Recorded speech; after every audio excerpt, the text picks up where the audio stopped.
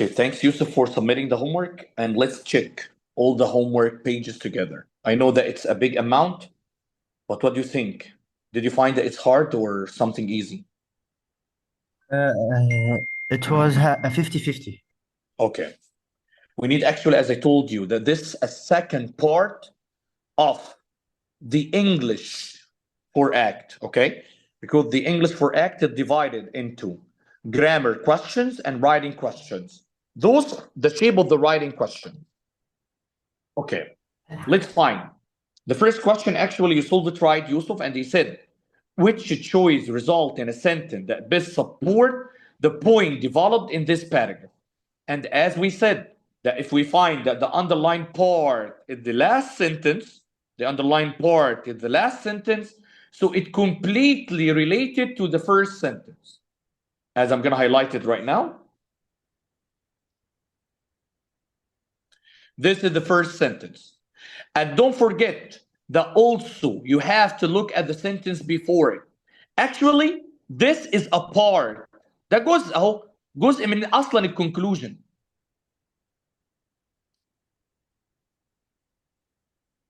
ده جزء من البارت بتاع الكونكلوجن. And you need also to read a sentence before لان دي مش السنتنس اللي before. يعني تقريبا الباراجراف كله انا بقراه يا يوسف بس المفروض اللي انا بعمله في تايم مانر اقل من نص دقيقه يا يوسف. فهنا بيقول there are scientific ways to get the most out of studying according to recent studies. Okay, the sentence before, he said there is evidence that study sessions work better when they are done in small short chunks. يعني احنا كل شويه نضيف حاجه نذاكر حاجه بسيطه ما نذاكرش كميه كبيره على بعضها rather than in one marathon 10-hour session. This is not good. The last sentence that had the part that I need to say that it will be the same or I'm going to change it. He said too many students are afraid to split up. Too many students are afraid to split up their schedule because they are afraid of forgetting what they have read.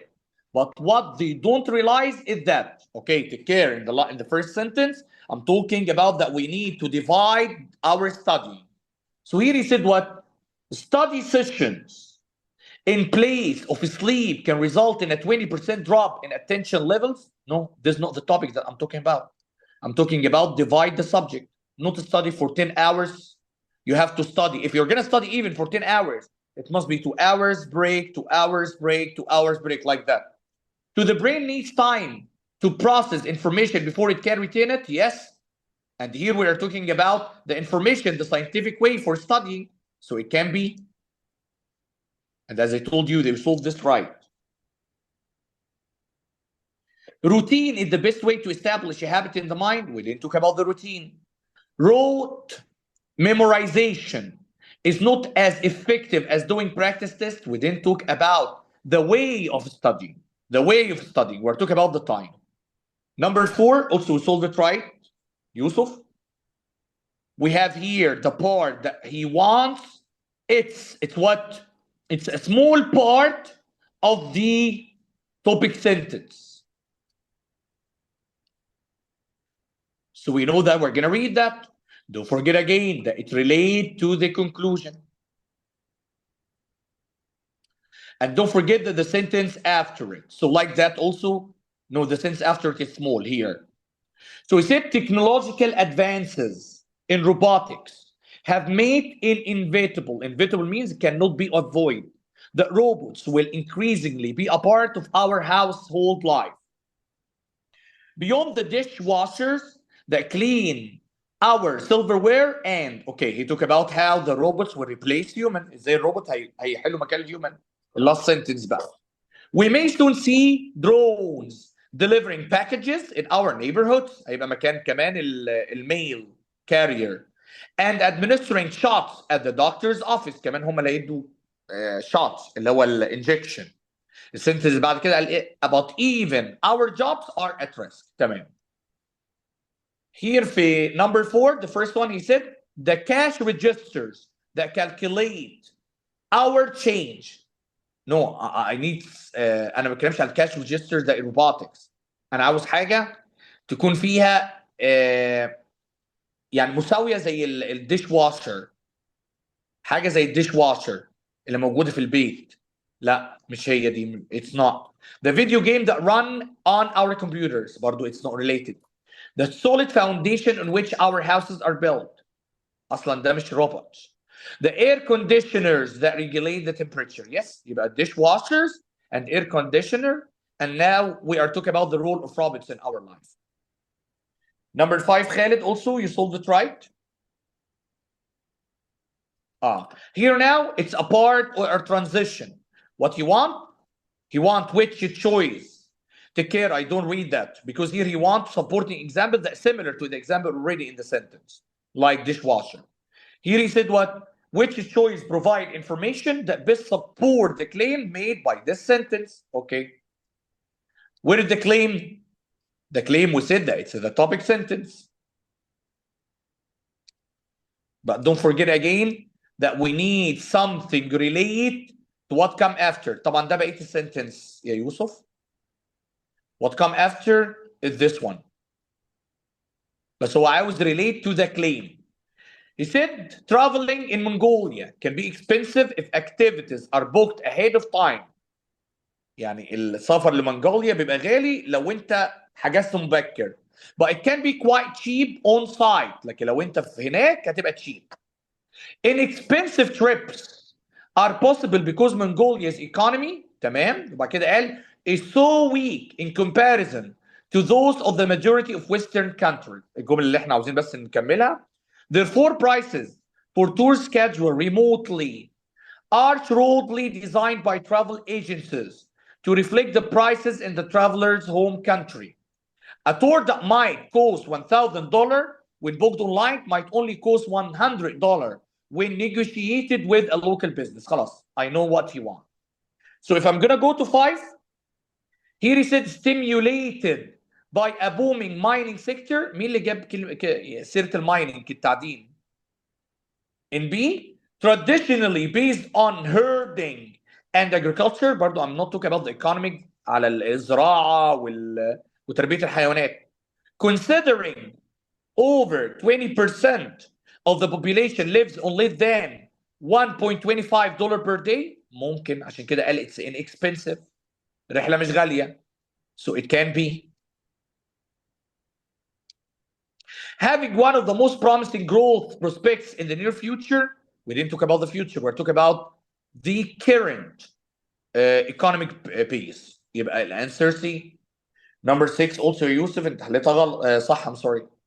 طبعا part of the last. طبعا the important and the first sentence. بس خلينا نشوف هو بيقول ايه. Which choice when inserted afterwards best give a supporting example to the underlying portion. خلي بالك الاندرلاين portion دي انا مش هلغيها. انا عاوز supporting example. معنى كده ان دي معايا عشان كده رأس السؤال او الهيدنج of the question is so important to read it. طب تعال نشوف. انا مش عاوز بقى ولا اقرا قدام ولا ورا. خلاص انا عاوز بس supporting example للاندرلاين part. فقال he suffered. طبعا بيتكلم على فان جوغ احدى الفنانين. He suffered from severe anxiety and depression throughout much of his life. بعد كده قال which is apparent in several of his works. اديني بقى example فيها مثال للانكزايتي والديبريشن. القلق وان الواحد يكون depressed. فنشوف ايه بيقول. When he moved to the south of France, however, he was greatly enthused. لا ده كده كان motivated by the abundance of life there and began painting orchards in blossom and workers gathering the harvest. لا هنا ولا فيها anxiety ولا فيها depression اكتئاب. His best works were done in the last 2 years of his life leading up to his tragic suicide.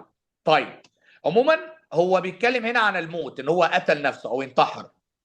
بس المشكله ان هو قال his best works يعني افضل اعماله. لا انا عاوز اعماله بتبين ان كان في anxiety and depression. Had his fame يعني شهرته come during his life and not posthumously, perhaps he would have been able to better manage his mental illness. برضه he doesn't work about his work. It has been suggested that one of his last painting wheat field with crows غربان is representative of his suicidal thoughts. الصورة اللي كان فيها الغربان دي هي اللي خلته ايه افكار الانتحار. نمبر 7 ويوسف نمبر 7 دي كانت اول غلطة اول ميستيك. برضه نقرا الكويشن بيقول which choice best support the statement made in the previous sentence. عاوز حاجة تبقى support للprevious sentence اللي هي تعتبر اصلا الانترودكشن. معايا يا يوسف؟ معاك. فبيقول people often confuse dark energy with dark matter. طبعا انت اكيد شاطر في الفيزيكس ولا ايه الاخبار؟ انا ما خدتش فيزيكس، السنه اللي فاتت اخدت بيولوجي، والسنه دي باخد كيمستري. هم مقسمين لكم الثلاث مواد على 3 سنين؟ اه اوكي. غلط اللي بيعملوه ده. اوكي. people often confuse dark energy with dark matter. تعرف غلط ليه؟ ايه. انت عامل حضوري صح؟ اه لان لو لا قدر الله جبت درجه وحشه في ماده منهم في سنه من السنين، هي الدرجه هتفضل زي ما هي. فالافضل ان المدرسه تعمل الفيزيكس او الكيمستري او البيولوجي على 3 سنين، وما تيجي تعمل لك الترانسكريبت وانت طالع ان شاء الله تاخد اعلى فيزيكس في اعلى سنه. وصلت؟ اه هي دي المشكله اللي هم عاملينها دلوقتي. يعني انت درجه الفيزيكس اللي هتطلع دي خلاص هتتحط في الترانسكريبت اللي هي بتاعت السنه الجايه، ودرجه البيولوجي اللي طلعت في جريد اخدتها في جريد 10 صح؟ مظبوط. بيولوجي درجه البيولوجي دي اللي هتطلع لك في الترانسكريبت، ودرجه الكيمستري اللي هي السنه دي تطلع لك في الترانسكريبت. فكده هم ضيعوا عليك دي لو ما جبتش فول ماركس يعني ضيعوا عليك اللي انت تاخد 40% كامله. هي مدرسه ايه دي يا يوسف؟ نور انترناشونال سكول. دي في موجوده فين دي، في القاهره ولا في حته ثانيه؟ هي في زهراء المعادي. اها. لا حد المفروض يكلمهم دول لان كده حرام. اوكي خلينا يا يوسف هنا. يبقى people often confuse dark energy with dark matter. to the none ده explanation يا يوسف، عشان بعد كده لما نيجي نروح للجرامر الكولن بتتحط بعديها explanation او examples، بس دي معلومه كده كده احنا هناخدها. to the non-scientist ده طبعا للnon scientist they are often regarded as one in the same but in fact they couldn't be more different. they couldn't be more different. طيب تعالى بقى نشوف احنا عاوزين نعمل حاجه support اللي بيتكلم على الاختلاف ما بين dark energy و dark matter. فنمبر 7 يا يوسف انت كنت عامل الانسر A اللي هو one similarity. خلي بالك هو قال لك ايه؟ they could not be more different. they could not be more different يعني they could be the same صح ولا لا؟ اه فهنا بيقول one similarity they share is that they are difficult to detect hence the nomenclature dark. لا ما كلمناش الحته دي. we didn't talk about that. طب نشوف بي. one of the most striking differences. ما انا اصلا كده كده بقول لك ان هم بيعملوا confuse ما بين الدارك انرجي ان هم بيخلوه ان هم الاثنين واحد. فيقول لك one of the most striking differences is dark energy repels matter while dark matter attracts it just as normal matter does through gravity. طب ما هو هنا فهمنا بقى ايه الاختلاف ما بينهم. تمام يا يوسف؟ تمام. هنا بيقول everything we see in the universe account for approximately 4% of its contents, the rest being made up of about 74% dark energy and 21% dark matter. مفيش حد قال لكم ادوني اصلا statistics. مفيش حد قال لكم ادوني percentage. انا بتكلم ان ازاي الحاجات دي الناس العاديين بيتلخبطوا ما بينهم، فبندي example شرح عليها. طب هنا dark energy that what accounts for the expansion of the universe. طب هنا بس حكى عن الدارك انرجي لو حد يختار دي. what about the dark matter؟ لا نسيها، يبقى خلاص يبقى الفول answer is gonna be in B. number 8 you solve it right.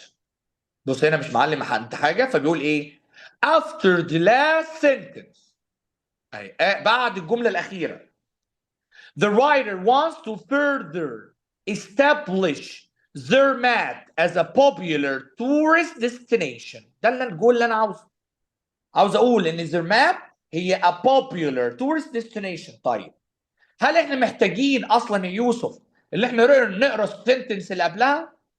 طب انا ممكن اجيبها، يعني اجيب اي حاجه بتتكلم عن الزرمات ان هي مكان سياحي مشهور. تعال نشوف كده لو حلناها. طب انت حليتها صح. بيقول the local Vondo is great for relaxing after a day of skiing on the frosty slopes. طب هنا هو اتكلم على منطقه بس ما اتكلمش على زرمات. حتى لو دي موجوده في زرمات انا عاوز زرمات نفسها، وعاوز ان اقول ان هو مكان جاذب للسياح. Zermatt is also one of the most prestigious ski hubs. اي شكرا. اهو مكان للتزحلق الجليد in the world and the starting point for the whole route. وكمان ده طريق اللي هو a mountain hike passing over the Matterhorn to the Mount Blanc. ايوه طبعا هنا باين ان هو يعتبر عنده اماكن كتيره في زرمات so it can be used to attract people from all over the world.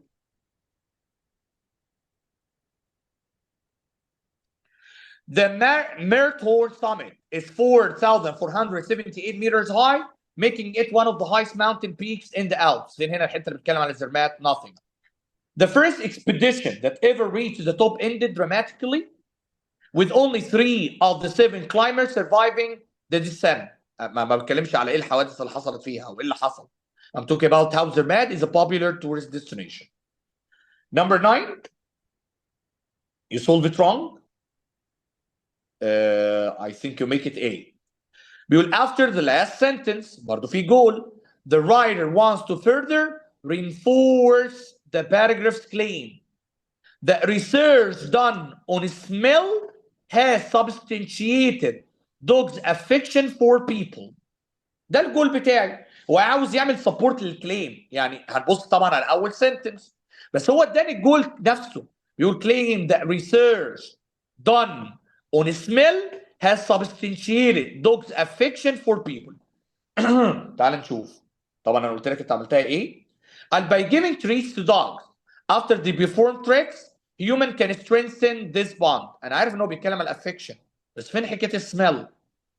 ما جابش حاجه عن السميل هنا. These findings are supported by adjacent studies done on dogs' responses to certain human sounds. يا عم انا بتكلم على السميل مش sounds. Even the distant aroma, scent, ريحه of a dog's owner can spark activity in the caudate nucleus, also known as the reward center of the dog's brain. تعلق اهو. قال لنا ليه الدوجز بتتعلق بالانسان؟ من السميل. Before this study little was known about canine brain activity in the present human. لا انا عاوز حاجه بتتكلم عن السميل اهو. aroma, smell, scent. اوكي يوسف clear this one. اوكي بس في السؤال ده كنت متلخبط فعلا ما بين A و C بقى، فما كنتش عارف احلها ازاي. بس انا ما بتكلمش على تريس. هو في فعلا علاقه لكن سي فيها ريحه اهي اللي هو قال عليها اللي هو الجول. خلي بالك من الاسئله دي لما بيكونش تحتيها لاين بيبقى هو محتاج جول معين. تمام. نمبر 10 برضه انت عملتها لي ايه بس هنا دي سهله اهو. بيقول which choice best support the previous statement with the specific examples. خلاص هو عاوز بس الستيتمنت دي نحط لها example. بيقول these experiments called for the development of procedures to be used in interrogation and torture. في الاسئله والتعذيب او الاستجواب والتعذيب. اوكي انت عملت ايه طبعا. فبيقول years after the termination of the project many subjects filed lawsuits against the federal government for conducting experiment without consent. ايوه بس انا ماليش دعوه بدي. ماليش دعوه ان هم رفعوا قواضي. انا ليا دعوه ايه اللي بيحصل. ليه الحاجات دي كانت يعني كولد فور كان بتنادي بتطور البروسيجر ان هي بتستخدم في التعذيب والاستفسار يعني او الاستجواب. لا ملهاش دعوه. ما اتكلمش ايه اللي حصل بعد اللي حصل بعد ده. نمبر 10 نشوف B. The program consisted of at least 149 sub-projects which were contracted out to at least 80 institutions and 185 private researchers at various university and research foundation. ما بتكلمش ايه هم عددهم. The project has become so well known that it has appeared multiple times in popular culture. ما بتكلمش عن برضو ان هم انتشروا ولا لا. الاخيره بقى. The procedures اللي بتكلم عليها studied included but were not limited to hypnosis, sleep deprivation and isolation اهو بيتكلم ازاي هي البروسيجر دي to be used in interrogation في الاستفسار فاستخدمت ايه حرمان من النوم تعذيب انعزال اوكي يوسف اوكي. number 11 برضو you solved it wrong عملتها بي بيقول which choice best support the statement made in the previous sentence نفس الكلام this is the previous sentence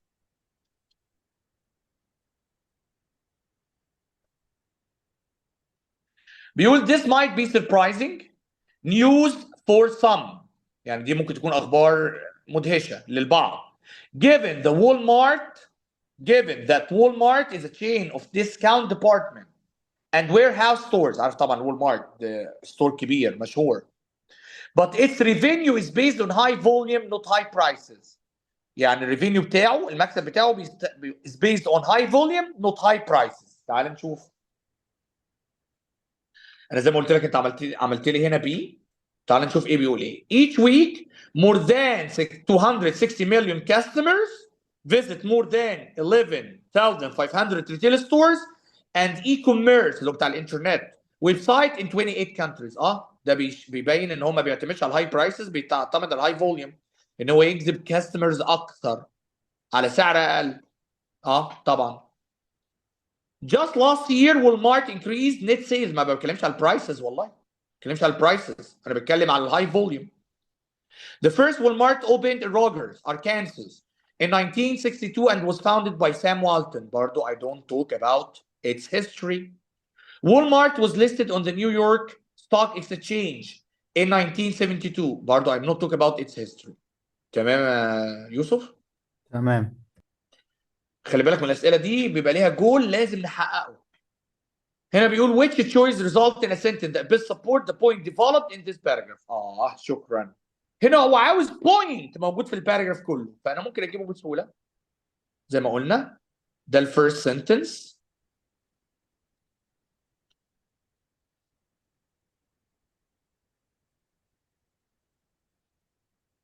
طبعا والسنتنس after it وطبعا عارفين ان هي relate to the conclusion. And don't forget the sentence after. فهنا بيقول widely used in developing countries زي الدول النامية as a tool for poverty relief.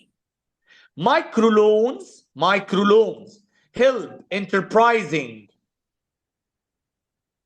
help enterprising individual تمام launch and grow small businesses يعني المايكرو لونز اللي هو القروض البسيطة. طيب آخر حاجة قال إيه؟ As of 2009 approximately 74 million individual held microloans totaling 38 billion dollars. ده الناس اللي استلفوا اللي هي الديون البسيطة. طيب هنا بيقول إيه؟ The idea is to give just enough so that they can get the business off the ground. تمام. هنا بيقول في number 12 أنت كنت حللها A who don't have fresh water مالها fresh water بان هم يستلفوا وان احنا نحل مشكله الدول الناميه والفقر. هو شكل ما كنتش فاهم الجمله صح؟ تمام. who have a family to take care of برضو مالناش دعوه. who may be in lower caste and tribes برضو مالناش دعوه. who might otherwise not be eligible for a line of credit لان هم مش هيقدروا ان هم يجيبوا لون كبير او يقدروا انهم يستلفوا كتير فعملنا لهم مايكرو لونز. تمام يا يوسف؟ تمام. برضو كان عندنا اكسرسايز 2 هو نفس الليسن اللي هو بتاع supporting evidence and example. فهنا بيقول which choice gives a second supporting example that most similar to the example in the previous sentence. يبقى انا عاوز الاكزامبل in the previous sentence عشان يجيب اكزامبل زيه بالظبط.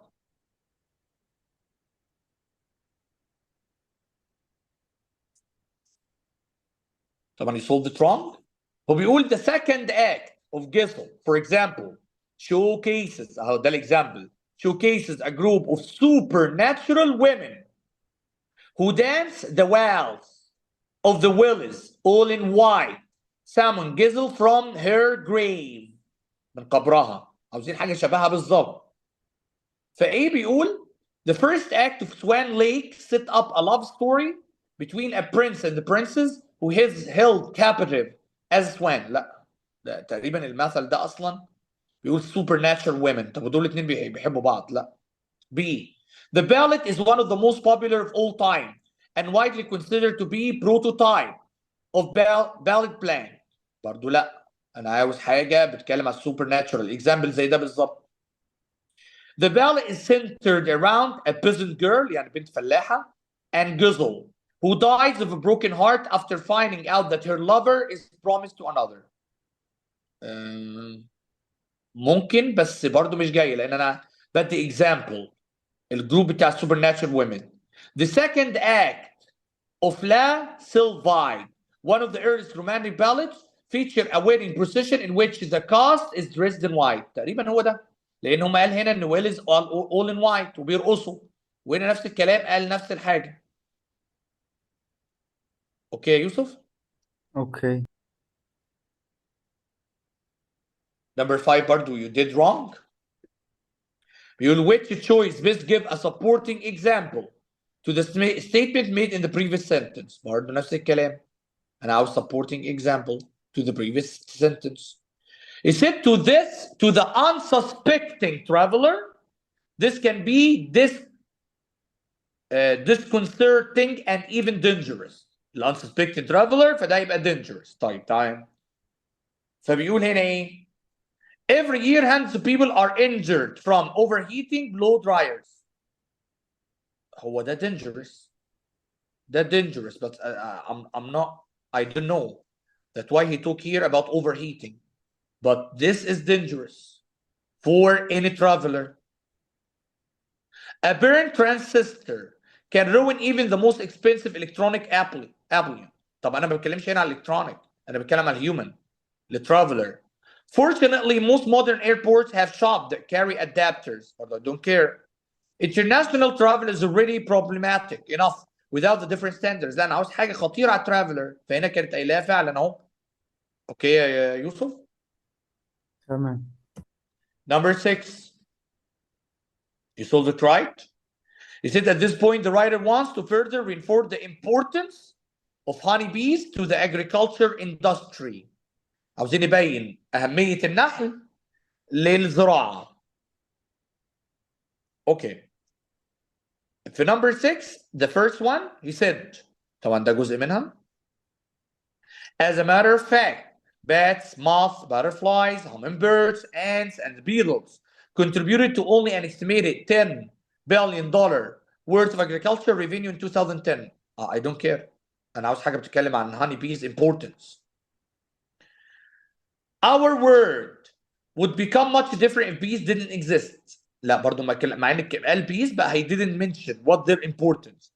Honeybees help produce approximately $19 billion worth of crops أو تبع الزراعة in the US alone in 2010 which represent about 1/3 of everything eaten this year. طبعا حاجة تبع الزراعة وقال أهميتها. Bees مكتوب bees أهو contribute more than any other animal to aesthetic quality of earth landscape. أنا ما اتكلمتش على comparing البيز ل other animals يبقى this wrong. Number 7. برضه you solved it right. Which choice complete the example developed in this paragraph. انا عاوز حاجه بتمشي الاكزامبل اللي ذكر في الباراجراف دوت. طب عشان I don't know where the example ودي الكونكلوجن ف I'm gonna read the introduction زي ما اتعودنا. والsentence before this one. فبيقول the words government are often the focus of conspiracy theories اللي نظريات الخيانه that imply that they don't necessarily have the best interest of civilian in mind.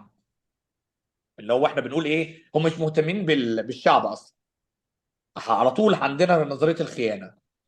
It was on this island ده example اهو. ده الاكزامبل بيتكلم عليه اللي انا عاوز حاجه زيه. It was on this island in the Aral Sea of Kazakhstan and Uzbekistan that anthrax spores and bubonic plague basically were made into weapons and stored. يعني هو بيقول برضه نظريه الخيانه اللي هم حولوا الطاعون والامراض حولها لاسلحه. طيب اوكي let's look at A. طبعا number 7 you solve it right. بيقول scientists also experimented with a variety of other agents including smallpox, plague, brucellosis and tularemia. طب انا ما بتكلمش اصلا عن انواع الامراض، انا بتكلم عن ايه الحاجه اللي هي بتستخدم او عن نظريات المؤامره. B. Over the last decade, many of the containers have developed leaks. Nothing. In a scheduled field test, a release of Fibonacci smallpox infected 10 civilians, of whom 3 died. بيتبعوا نظرية المؤامرة. إن حصل leaking أو حصل إن الويبنز دي طلعت فقتلت ناس. Eventually, word of island danger was spread by Soviet defectors, including the former head of the Soviet Union by weapons program. كان لا هو ما بينش هنا حاجه بتدينا اكزامبل ان نظريه المؤامرات وحاجه من اللي هي ستور البابونيك والحاجات دي. طبعا you solve it right. Number 8 also you solve it right. Which choice give an additional supporting example that illustrate how snow leopard are distinct. عاوز اعرف الحيوان ازاي ده مختلف. فدوت additional supporting example. انا ممكن انا ما ارجعش للقطعه and I can find it immediately. انا عاوز اعرف ازاي السنو leopard مختلف. Let's look at A. He said the defining characteristics of the genus is the dorsal profile of the skull being flattish or evenly convex. لا انا عاوز حاجه على snow leopard مش على الجينس كله. They inhabit alpine and subalpine zones at altitudes of 3,000 to 4,500 meters. طيب هو ده هنا بيتكلم عن they هم ان هم عايشوا في الالباين سب الباين زونز at altitude. ممكن تبقى حاجه ان هو distinct. C. New studies suggest that they are a sister species of the tiger. لا ده ما بينش ان هم different. Snow leopards هنا ذكرها هو direct. Also don't have the anatomical structure that allow them to roar like the other cats in the genus. لا هنا بين ازاي انهم مختلفين على other cats in that genus. يبقى it's better than B. طبعا حلتها صح. Number 9 انت حلتها غلط يا يوسف. بيقول which choice provide information that best support the claim made by the previous sentence. جيب ال previous sentence وهي تقريبا ال previous sentence اللي هي الانترودكشن، وده طبعا الجزء المكمل للسنتنس.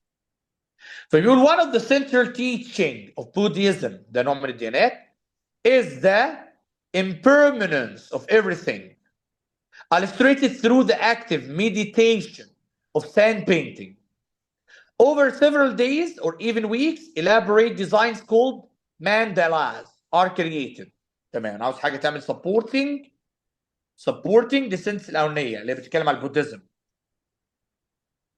A بيقول using crushed color stones or sand. مالها علاقه؟ انا عاوز حاجه فيها روحانيه، فيها دين طبعا. only to be ritualistically destroyed afterwards. ritual دينيه روحيه بوديزم متعلقه. to portray hundreds of deities لا ما كلناش عن دي. as a symbolic offering of the whole universe لا هو عباره عن ritual. clear يا يوسف؟ Yes. Number 10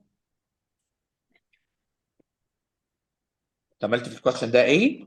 بيقول which choice offered the most relevant example. عاوز relevant example in addition to the one already in the sentence. بس انا عاوز حاجه relevant example وتكون حاجه relevant او already in addition to اللي في السنتنس.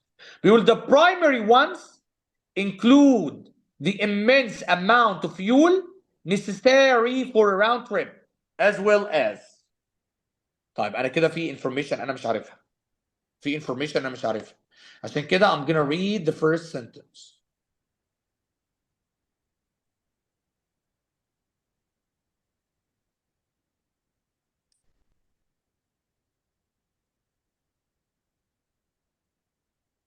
ever since the Soviet built unmanned Mars 2 يعني سفينة هتطلع للمريخ بدون ناس became the first man-made object to reach the surface of Mars on May 19, 1971.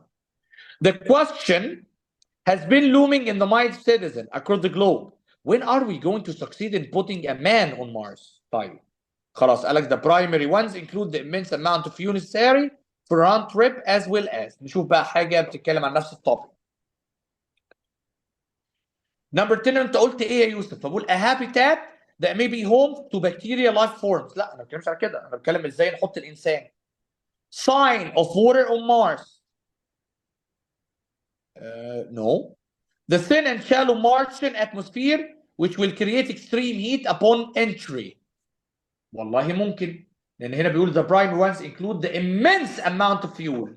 يعني كمية الوقود، لان مش هنقدر نوصل، كمية الوقود اللي ضرورية هناك، وكمان درجة الحرارة اللي عندهم في غلافهم. The need for American to forget their resentment of the Soviet for landing the first man-made vessel on Mars. لا ما كناش على الحرب اللي كانت ما بين امريكا وما بين الاتحاد السوفيتي عشان مين اللي يطلع الاول. يبقى الانسر سي. كلير يا يوسف؟ كلير.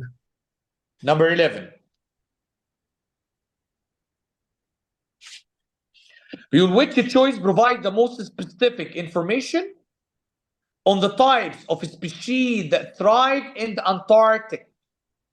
عاوز example او معلومات خاصه لانواع الاشياء او الحاجات اللي هتعيش او تقدر تعيش في انتاركتيكا. طيب انت نمبر 11 عملتها صح. هنا بيقول انا ممكن اجيبها على طول طبعا الانسر. Although not a single land vertebrate can survive in winter, a great variety of birds and invertebrates live in the high Arctic year round. طب انا عاوز موست سبيسيفيك، حاجه خاصه مش عامه. انت بتقول a great variety، دي حاجه general. Antarctic waters are home to a whole ecosystem of seabirds, seals, penguins, whales and their prey, which include fish, squid and krill. طبعا تقريبا دي specific information على انواع الحاجات اللي هتكون عايشه في انتاركتيك. قالها بالاسم. Special adaptation have developed the ability to survive there in the spring and summer. ما اتكلمناش على ده، انا عاوز انواع الحيوانات اللي بتعيش هناك.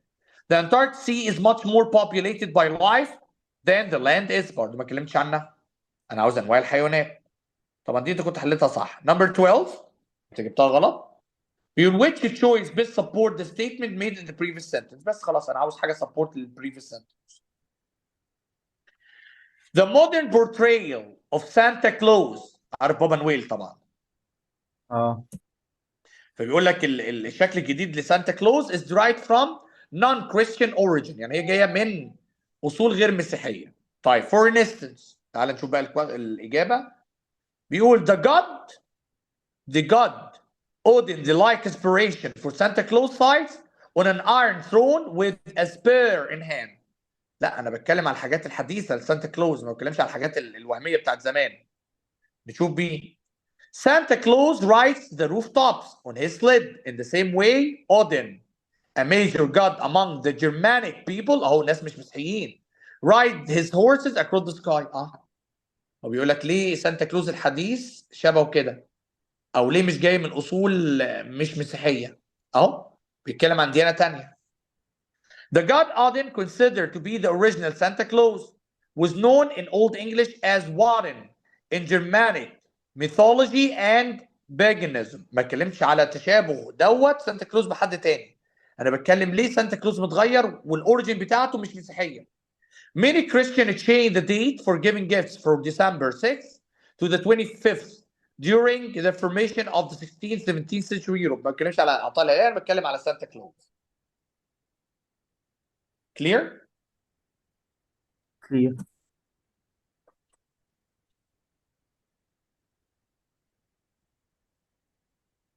اللي بعد كده اخذنا relevance and purpose برضه يوسف، واخذنا عليها exercise كتير، صح ولا لا؟ عليها 3 exercises. تمام. بس ده حسيت اللي انت مش فاهمه قوي يا يوسف. انا صح ولا غلط؟ آه، انا في حاجات بتلخبط فيها في الدرس ده فعلا. مهم.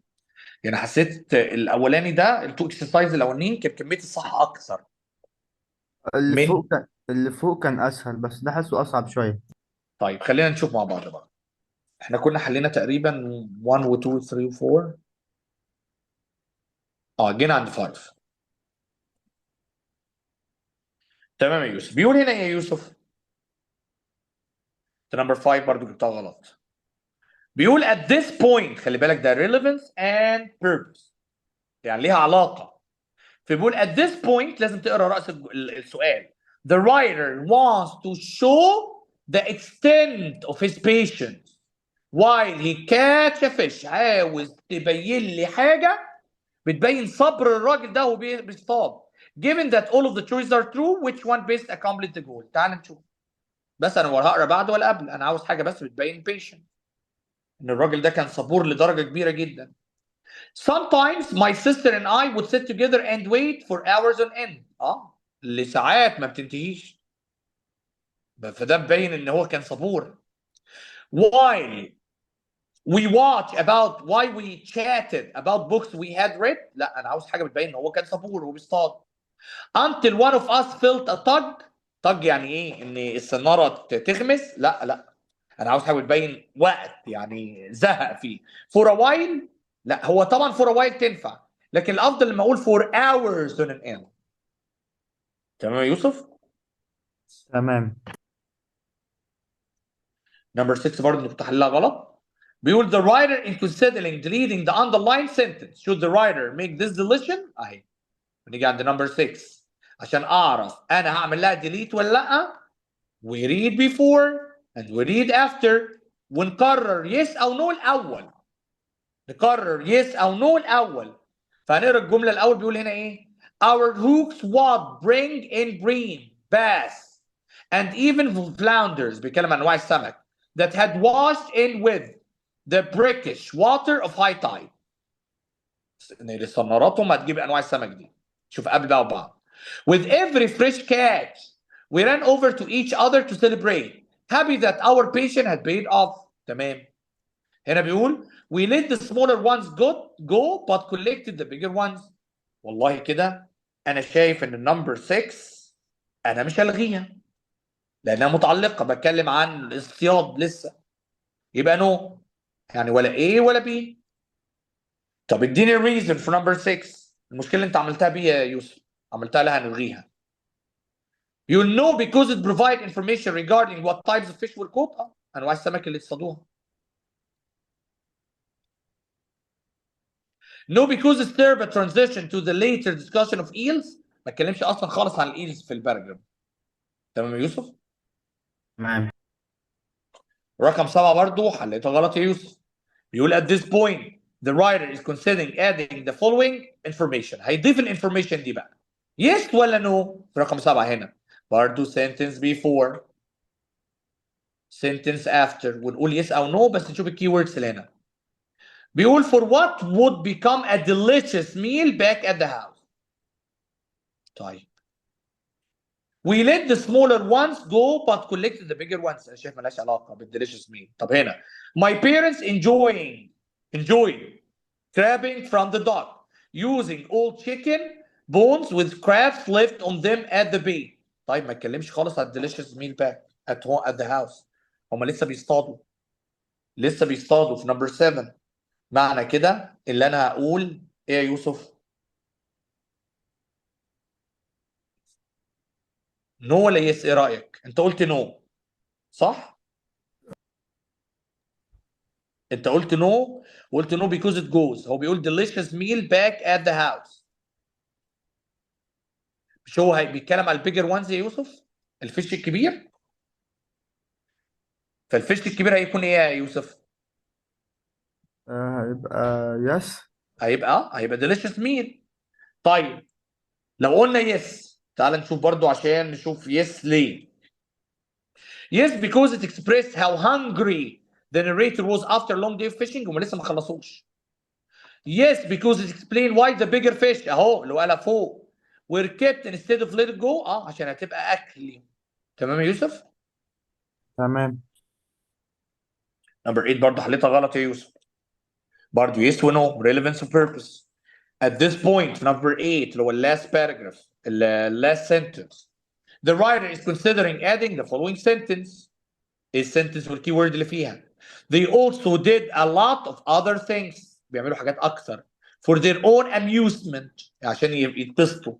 طيب نشوف نمبر 8 ايه اللي قبلها. وطبعا الجمله الاولانيه او الاولانيه بيقول my sister and I would sit together and wait for hours and end. فده بيقول if we ever go drowsy يعني لو نعسنا waiting for the next bite they would sneak up behind us with a crab in hand يجيبوا كده ايه كابوريا and scare us away ويخوفونا عشان نصحى. طيب وبعد كده بيعملوا حاجات كتيره طبعا بيتكلموا عن باباهم ومامتهم for their own amusement. طب انا شايف برضو ان هو زود هنا يا يوسف حاجه الاميوزمنت لكن هم كانوا عاوزين يصحوهم. كانوا عاوزين يصحوهم مش حاجه عشان تبسطهم. يبقى انا هقول نو يا يوسف. تمام. تمام. فبيقول نشوف بقى السبب. Because it distracts from the focus of paragraph by introducing a loosely related detail. ده هو مش not related اصلا. No, because suggest that the narrator didn't have any fun, which is not true. لحظة. لا دي غلط خالص. ايه ده غلط؟ هي ممكن تبقى سي لانها بعيدة خالص عن العلاقة بالقطع ان هم بيصحوهم. تمام يا يوسف؟ تمام.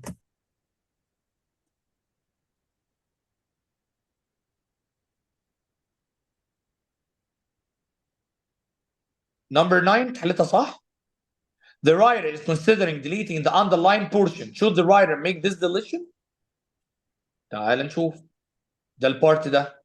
ونشوف اللي هو الجزء اللي قبله والجزء اللي بعده هل ريليت ولا لا. عشان نقول يس او نو.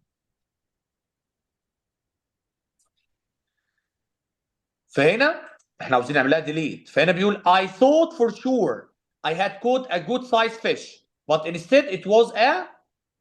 طب يوصف الفيش long muscular snake like creature that failed and twisted flapping its tail of a body against the wall.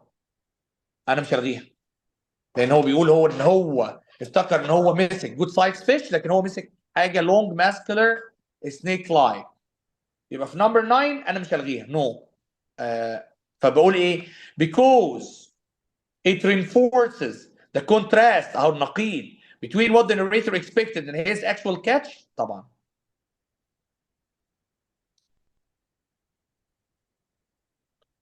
no because it indicates the type of fish the narrator typically caught. لا هو بيبين ان هو ما مسكش حاجه good size fish ده هو مسك snake like fish. كنت حلها صح دي. نمبر 10 كنت حلها غلط. يقول the writer is considering deleting the underlined sentence. Should the writer make this deletion؟ برضه هنلغي رقم 10 هنلغيها ولا لا؟ sentence before و sentence after. طبعا عرفنا ان هو كان بيصطاد سمكه وبقت ما لقاش سمكه كبيره ده لقاها زي شبه التعبان. فنمبر 10 بيقول an oily substance covered every place it touched. اهو بيوصف اللي هو السنيك لايك كريتشر leaving a powdery slate blue residue upon drying. طبعا كده قال too disgusted to touch it I trapped the eel under my foot. لحظة. لا أنا مش هلغيها نو. وأنت كده قلت برضو يا يوسف. أنت قلت بس ما جبتش إلا السبب صح. No because it provide additional description that help explain the narrator reaction in the next sentence. إن هو ليه كان قرفان؟ لأنه كانت أويلي وقاعد تسيب مواد غريبة كده. طب no because it provided ده كان answer بتاعك. Because it provide details that support the idea that fishing is not always enjoyable. لا هو ما بيتكلمش عن fishing is not always enjoyable. هو بيتكلم بيدي description لنفسه ليه هو كان disgusted بعد كده. تمام يا يوسف؟ تمام. نمبر 11 نفس الكلام بس دي غلطت فيها خالص. The writer is considering deleting the underlined sentence. عاوز يلغي الجملة دي. Should the sentence be kept or deleted؟ طبعا kept يبقى مهمة deleted خلاص دي مش مهمة. دي number 11. فبيقول هنا to discuss to touch it I trapped the eel under my foot. طب هنا بقى بيقول ايه؟ Meanwhile my sister was reeling in a large catch of her own. طب بعد كده once it looked dead. لا لا لا لا، انا ليه حطيت my sister هنا؟ في cohesion و coherence ان السنتنس لازم تكون مرتبطه ببعض. فهنا بيقول انا حطيتها تحت رجلي وداس عليها، معنى كده ان هي هتموت. ايه اللي جاب بقى السيستر بتاعته هنا؟ لا I'm gonna delete it يا يوسف. تمام. تمام. delete because it should be placed earlier in the passage. لا. delete because it detracts from the paragraph focused on eel. لان هو بيتكلم هنا على الايل اللي جاب اخته في الموضوع. number 12. برضه انت جبتها غلط يا يوسف. given that all of the choices are true, one provide the most relevant information with regard the gardener. انا عاوز information متعلق بالجاردنر. طيب خلينا نقرا كله.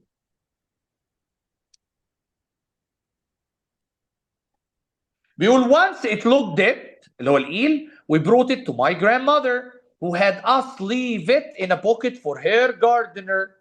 حطيتها في جردل كده للجاردنر بتاعها who liked receiving food as gift.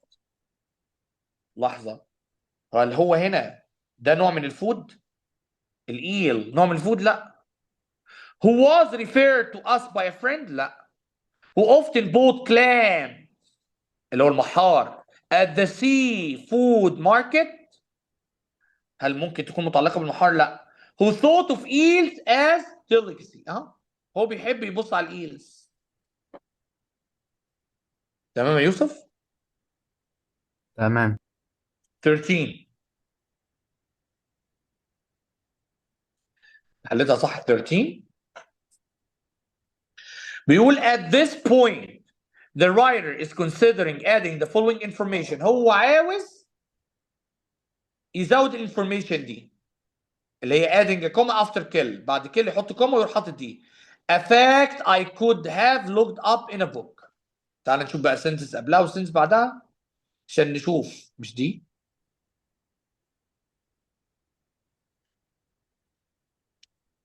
بيقول apparently ظاهريا eels are hard to kill. بس بعد كده قال خلي بالك لو انا حطيت if a fact I could have looked up in a book we all had a good laugh about it. طيب هل احنا نضيف a fact؟ هل انا هضيف دي؟ لا طبعا ملهاش لازمه خالص. no because it failed to specify which book. لا. no because it weakened the focus of the passage with a loosely returned. لا الجمله دي ملهاش اي لازمه. تمام يا يوسف. تمام يا مستر.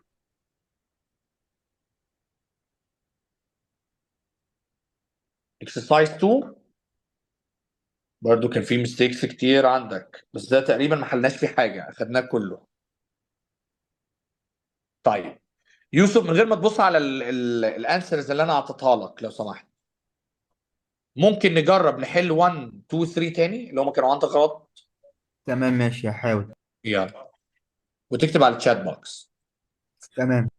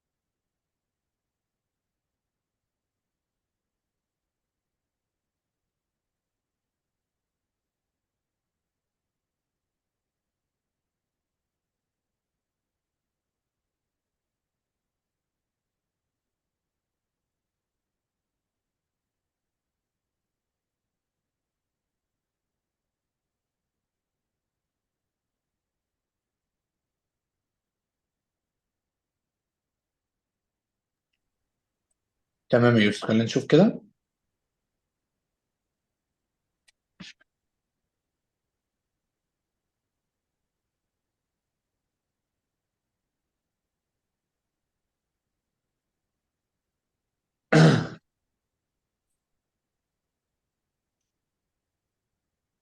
بس اعمل فريزنج، خلاص فتح الشات بوكس اهو.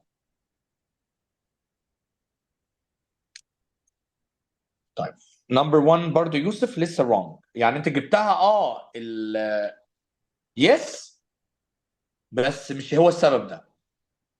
بيقول at this point، بيقول at this point the writer is considering adding the following information, adding a comma after lords. بعد كلمة lords يحط كوما ويحط الجملة دي، نشوف الكي ووردز اللي فيها. providing them with food, clothing, weaponry and any other materials the nobles wanted. تعال نشوف سنتنس قبلها والسنتنس بعدها. بيقول treated as slave peasants اللي هم الفلاحين perform many tasks for their rich lords.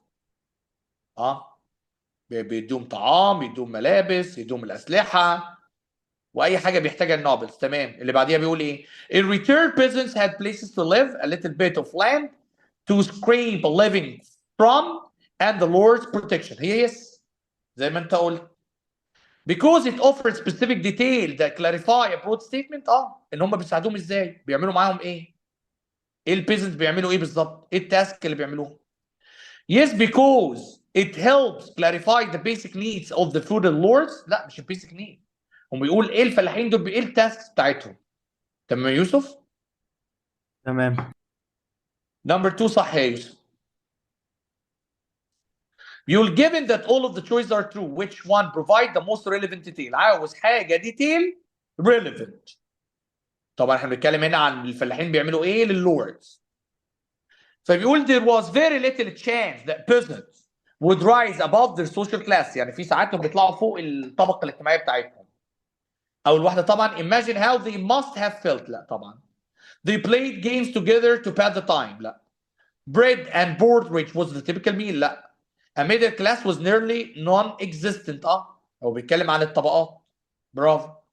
نمبر 3. لا لا يا يوسف. The writer is considering deleting the underlined sentence. Should the sentence be kept or deleted؟ السنتنس دي خلاص احنا عرفنا الجمله بتتكلم عن ايه بالظبط.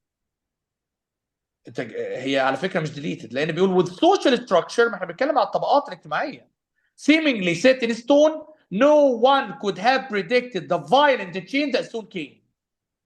ايه التغيرات الجذريه او الفايلنت اللي هتحصل. فطبعا لو انا هعمل هنا في نمبر 3 انا هقول keep it، لان بتكلم برضو عن الطبقات الاجتماعيه. طيب kept because it reinforced the paragraph claim about the unpredictability of peasant life، ولا kept because it set up the main topic of the paragraph that follow. المشكله بقى عشان اعرف لازم ابص على اللي بعده عشان اشوف هل هي ايه ولا بي. هنا بيقول from 1346 to 1353 the Black Death اللي هو الطاعون carried by rats and fleas decimated Europe killing as many as 1/3 of its inhabitants. دي تغيرات فجائية. تمام يا يوسف؟ تمام. طيب 4 و5 و6 برضه يوسف كنا جايبينهم غلط. خلينا نحل 4 و5 الأول، نعيد عليهم كده. تمام يا يوسف؟ تمام. يلا.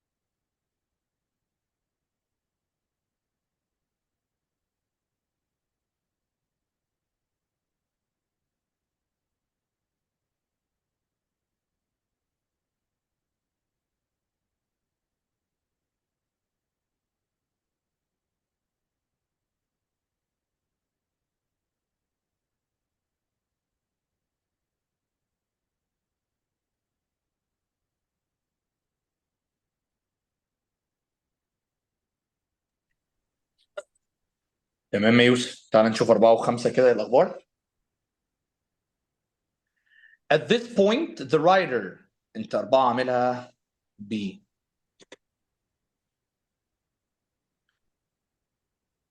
أنت برضو مصمم على 4 B حتى في الأنسر اللي قبله. انا كده اتلخبطت، كنت قصدي العكس. قلت طب اكتبها تاني معلش. ثواني.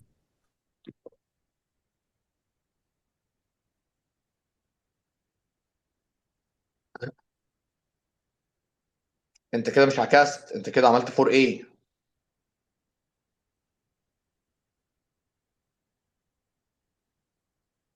مع يوسف. اه، معاك. يعني أنت كنت قصدك إيه مثلا؟ اه، كنت قاصد ايه بس كنت بي جد بالغلط. ماشي. فبيقول at this point هي غلط يا يوسف. تعال نحللها كده بالراحة.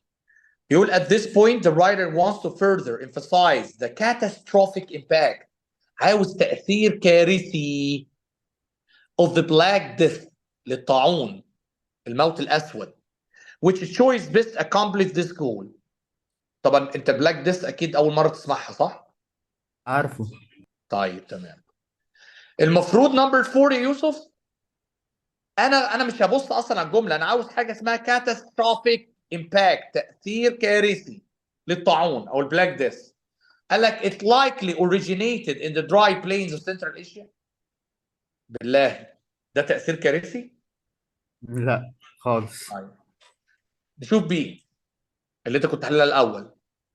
symptoms include acute fever and the vomiting of blood، يرجعوا دم وحمى حاده with death approaching 2 to 7 days later.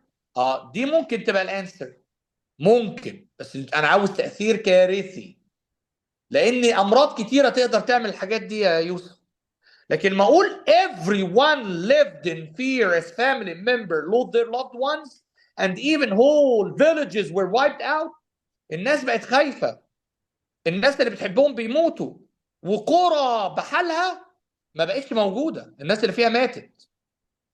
مش ده تأثير كارثي عن ده؟ ايه رأيك يا يوسف؟ اه، دي احسن. طيب because لان doctor، قول يا يوسف بتقول ايه؟ عشان امباكت كان هيبقى اكبر واشد. اكبر كارثي، بقول لك قرى ما بقاش فيها ناس. طب دي because doctors at the time could not explain the cause because people turned to religion and fanaticism. لا ما لناش دعوه بدي، انا عاوز التاثير الكارثي للبلاك ديث. طب نمبر 5 انت عاملها سي، برضه غلطت فيها يوسف. نشوف. بيقول at this point the writer wants to add a question، هو عاوز يضيف question that reflect the likely skepticism the previous sentence may have been met with. يعني عاوز يبين ان في شك في ال previous sentence. ان احنا نشك فيها، عاوز سؤال يخلينا نشك فيها. بيقول but this disease a massive pandemic of bubonic plague also reshaped، يعني شكلت the social landscape اللي هي الطبقات الاجتماعية and brought new opportunity to impoverished workers. عشان ما بقاش في ناس كتيرة فأكيد الناس دي هتعلى، كان هيلاقي شغل وهيلاقي حاجات. طيب نشوف ايه كده يوسف بيقول ايه، ده اللي كنت حله انت الاول. could death be a solution to most problem؟ هل الموت هو حل لمعظم المشاكل؟ لا انا عاوز اشك اصلا في اللي قبل كده، عاوز احس ان في شك في اللي هو قاله. طيب نشوف بيه. So how exactly did such a terrible disaster end up helping the very group of people it killed؟ طب ازاي يكون كارثة زي دي تساعد الناس؟ كده معناه ان انت شاكك، صح ولا لا؟ صح. اللي انت قلتها بقى how did peasants اللي هم الفلاحين react to these sudden changes of style؟ لا مالناش دعوه بيها، انا بقول لك ان في new opportunity للناس اللي كانوا فقراء، ازاي هتساعدهم؟ how come the feudal lords with all their power weren't able to prevent the rise of the peasant؟ لا ده برضو ملوش دعوه، احنا بنتكلم على ازاي ده اتغير، ازاي الموت يغير. طيب يا يوسف، عاوز نمبر 6 برضو يا يوسف تحاول فيها، انت كنت جايبها غلط. تمام ماشي. عشان تبقى عارف انت كنت عاملها ايه. تمام. تمام. ركز فيها بقى عشان تعرف الحل بالظبط.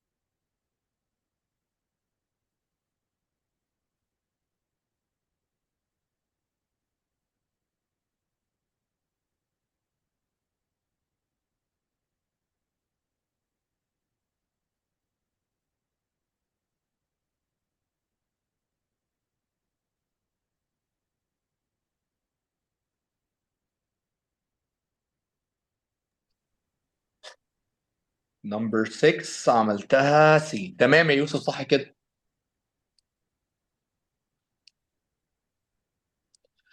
بيقول هنا at this point the writer is considering adding the following sentence، الكي اللي موجوده فيه عشان نعرف اللي قبل واللي بعد. They were addicted to snacking on caviar and wearing fancy robes. قبل وبعد. بيقول the voodoo lords relied on their peasants to supply of their wants and needs. كانوا بيعتمدوا على الفلاحين عشان يحققوا لهم كل اللي عاوزين. As the plague raged on, they had fewer and fewer people to work their lands and manufacture the goods their lifestyle required. طب مالها دول اللي هم كانوا بيلبسوا؟ انا بتكلم على احتياجهم الفلاحين. طبعا no. No because it's inconsistent with the tone and focus of the paragraph. طبعا. No because the basic needs of the voodoo lords were more important than the luxuries they enjoyed. I'm not talking about the luxuries of what happened to them. Number 7, انت you solved it right. You're given that all of the following statements are true which provide the most relevant detail. عاوز ديتيل متعلق، فطبعا الجمله هي تكمله لجمله. هناخد الجمله كده.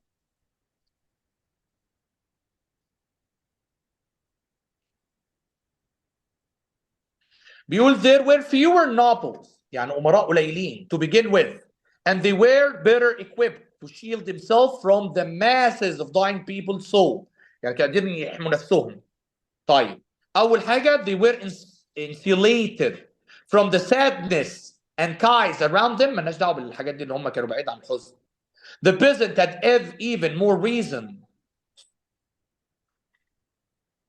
to harbor resentment toward them. لا برضه.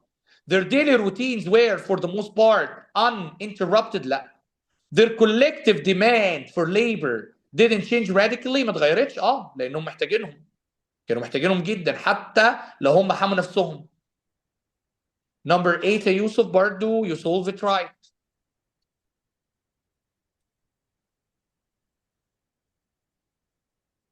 The writer is considering deleting the underlying portion. Should the writer make this deletion؟ برضو ليه علاقة باللي قبل. بيقول the much larger population of peasants، يعني لما زاد عدد الفلاحين أكثر. On the other hand decreased severely. إيه بقى اللي decreased severely؟ بيقول لك which in turn reduced the labor supply. يعني هم ما قالوا فعملوا reduce the labor supply. لا، ما دوت طبعا انا مش هعمل لها deletion لانها مهمه جدا. لان ما قال له طبعا ما بقاش في عمال. يبقى no because it provides an important consequence that support the main point of the paragraph. تأثير. لما قال له طبعا ما بقاش في عمال. no because it illustrates an important economic principle. ما اتكلمناش على economic principle هنا. Number 9 يا يوسف برضو you solve it right. النمبر 9 انت عملتها يا يوسف عشان انا نسيت. ثواني.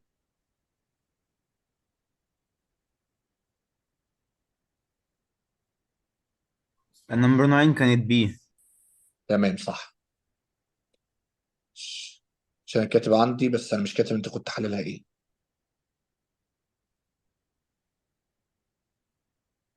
تمام يا يوسف. بس انت كنت بتلخبط الاول بان في دي وبعد كده غيرتها صح. يقول at the following at this point the writer is considering adding the following sentence without putting their livelihood at risk or livelihood at risk. تعال نشوف ليه علاقه بالقبل والبعد. بيقول as a result the peasants اللي هم الفلاحين now have the ability to leave the lord they work for. عندهم دلوقتي الفرصه ان هم يسيبوا. طبعا فما يسيبوا مفيش معيشه ليهم بس هم مش هيعملوها at risk. خلينا نكمل. There were many other lords eager to find new worker.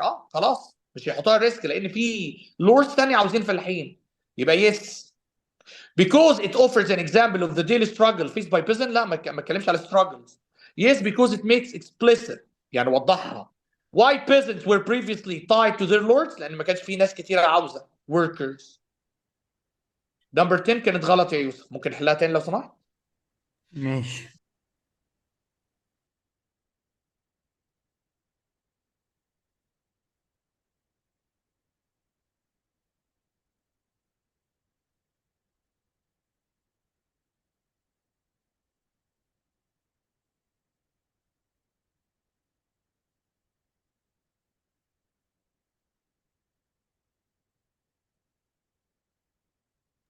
خلي بالك يا يوسف هنا عباره عن الكونكلوجن فهتبقى متعلقه بالانترودكشن وكل ده انا بتكلم عن تاثير البليج في البيزنت والسوشيال كلاسز والحاجات دي كلها. فانت كنت عاملها قبل كده ايه؟ تمام.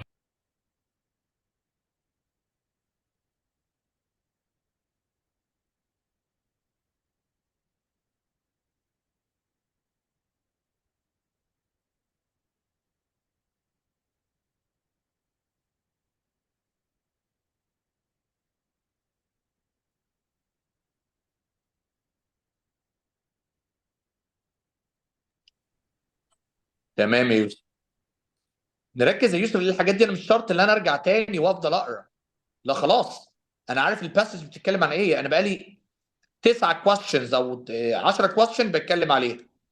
فهنا بيقول ايه يا يوسف؟ I don't know what happened بس في حاجه لاجنج حصلت. اوكي.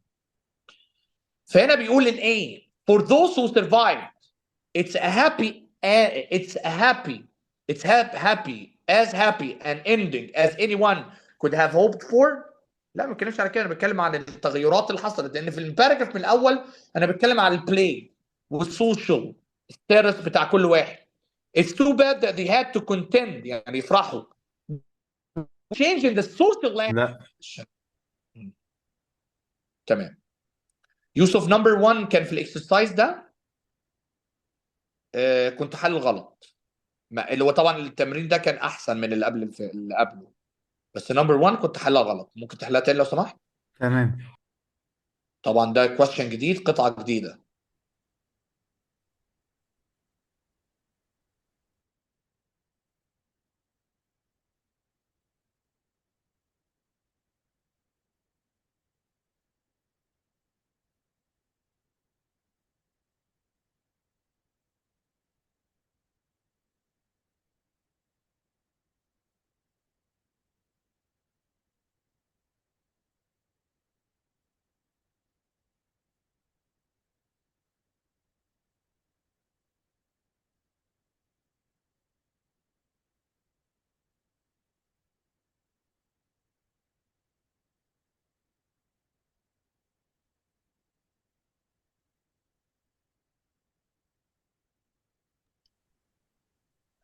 تمام يا يوسف.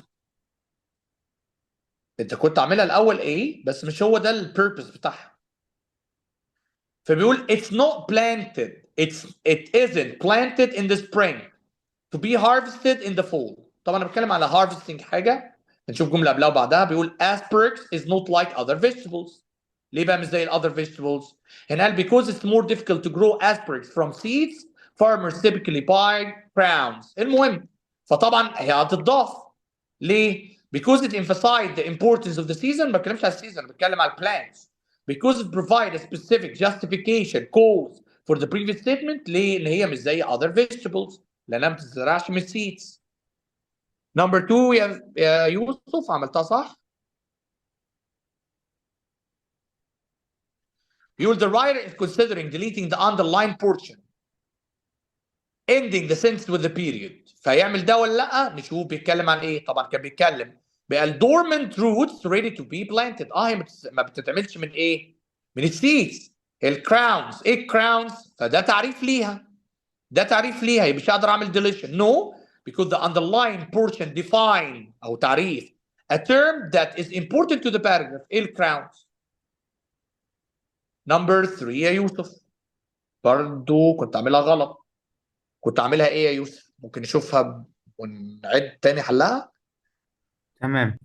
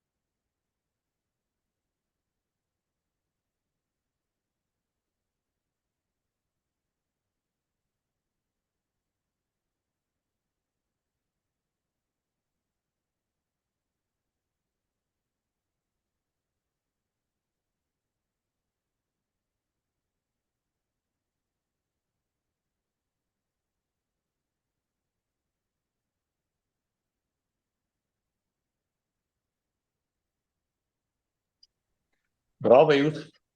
طب انا عاوز حاجه ليها ريليشن، فبيقول given that all of the following statements are true. كل ده true. عاوز حاجه most relevant detail. فنمبر 3 طبعا سي. شو بس نقراها. بيقول هنا they played them in deep trenches wait several years for them to mature. بيتكلم على الزرعه دي. and they finally cut the plants in the spring. بعد كده قال I learned about the entire process 1 year when I applied for a job on a busy asparagus farm during harvest time. طبعا ف when they have grown strong enough to be harvested. هو بيتكلم عن الهارفستنج بتاعتها. Number 4 you solve it right. It's A.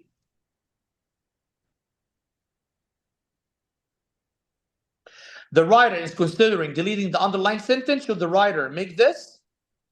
نشوف برضو بيتكلم على اللي هو اتعلم ازاي. بعد كده قال there was asparagus في المكان اللي هو راح يشتغل فيه on this farm that was ready to be harvested. طبعا مش هلغيها. Yes, because it offers information that is repetitive and obvious عن asparagus. Number 5 يا يوسف برضو you solve it right. ودي الانترودكشن. بيقول at this point the writer wants to convey the fact that he was fortunate. يعني هو كان محظوظ to get the job. Given that all choices فطبعا despite my inexperience عدم خبرته I landed the job because there was a larger yield than the farm anticipated. يعني عمل محصول اكبر من هو عامل. فهو ده كان محظوظ طبعا مع انه ما عندوش خبره. Number 6 يا يوسف also you solve it right.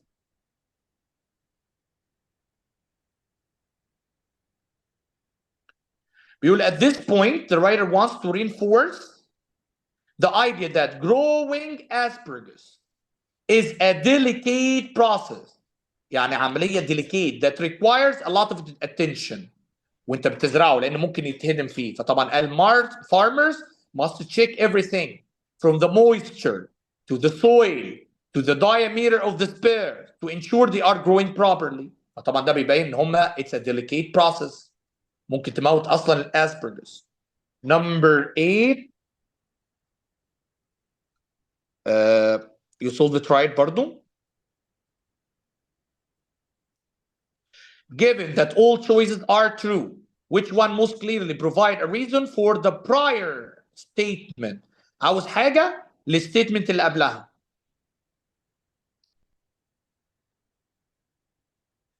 انت نمبر 7 ما قلناهاش صح؟ خلينا نشوف نمبر 8 بعد كده نرجع لنمبر 7. ولا خلينا نشوف نمبر 7. نمبر 7 برضو انت حلها صح. Because the writer is considering deleting the underlined portion. Should the writer make this deletion? نشوف. بيقول in the next phase في طبعا في الوجه الثاني the asparagus is ready to be harvested. هنا بيقول when the asparagus are a few inches apart. طبعا عشان نعمل لها delete لا.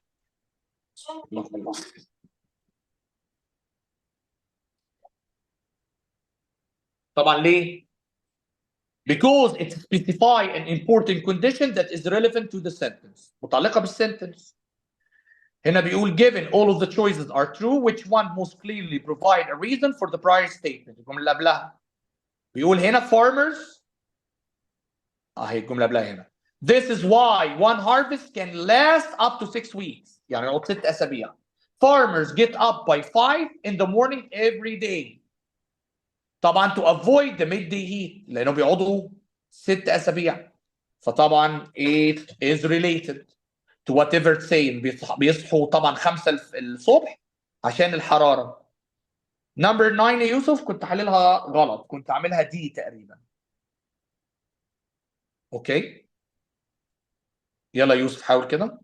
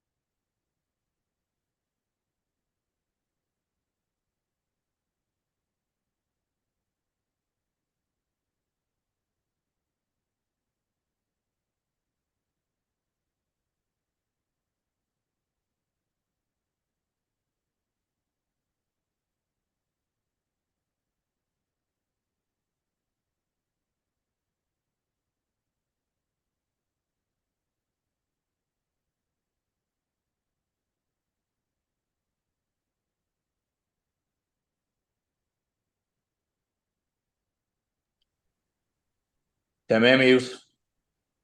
هو انت جبت النو صح بس كنت جبت الريزون غلط في الاول. يقول at this point the writer is considering adding the following sentence. فيقول asparagus grows the best when the nights are cool and the days are hot. شوف بقى ليه علاقه باللي قبله واللي بعد. بيقول the spares are then collected in crates for cleaning and packaging. 5 years to wait for one crop to mature seems like a very long time. But once it's established, it can keep on reproducing for up to 20 years. طب أنا مش عاوزها دي. مش عاوزها طبعا. No, because it divert the focus from the harvesting process. بتكلم عن عملية المحاصيل أو إن هو يعمل harvest back to growing process. احنا كده خلصنا المفروض دي يا يوسف. المفروض بقى هنروح المرة الجاية للريدنج. تمام؟ تمام. اوكي يا يوسف. You don't يوسف have homework this time. كنت هسألك سؤال صح. اتفضل. هو امتحان الأكت بيجي بابل شيت ولا في الشغل بتبقى في كمبيوتر. الصفحة نفسها؟ بيبقى كمبيوتر يا يوسف. كمبيوتر. يعني انت حتى بتفتح الكمبيوتر. حتى في مصر. اه حتى في مصر. تمام. تمام. احنا كده كده اصلا يا يوسف بنخلص ان شاء الله هناخد امتحانات كتيرة يعني نمشي عليها. تمام ماشي. ماشي يا يوسف. سلام. تمام يا مستر. سلام. هاي يا ريج.